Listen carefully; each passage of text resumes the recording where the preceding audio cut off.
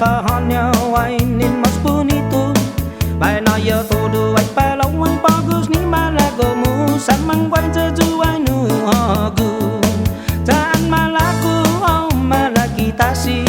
Bai foni ho ai yung boti. Bai no yo todo ai pa lawan bagus ni minago mu samang wan jai corazon nu. Ai man quay jeju gop man quay jeju ai man quay ja corazon nu. Su quay ra to ra mas kiri daki hagu. Pues an malaku oh neni magaku mu. Bai pa honyo siya ni mas manuebu. Bai no yo todo ay palawan bagus ni malago mu. Ay samang quay ra juay nu hagu. Sa an malaku oh sa lapep mu. Ay bai honyo bai panha jogi bangku. Bai no yo todo ay palawan bagus ni malago mu. Saman quay ra ju ai nu hagu.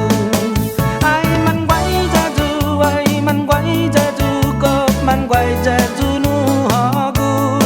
Sa di ki umita ho quat mo su quay ra to ra mos ne ni ki hagu.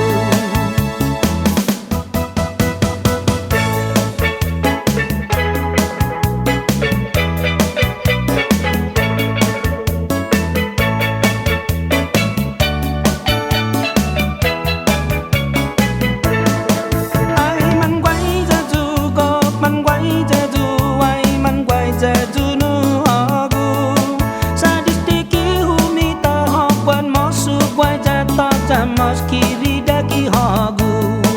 Ai man quay ra ju ai man quay ra ju gop man quay ra ju nu hagu. Sa di ki umita ho qua mas su quay ra to ra mas ne ni ki hagu. Pues an malaku oh ne ni gumamu.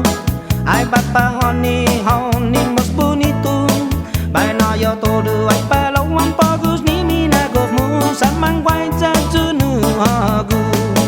Bai no yo todo ay palawan bagus ni minago mu. Samang quay ra ju nu hagu. Ai man quay ra ju gop man quay ra ju ay man quay ra ju nu hagu.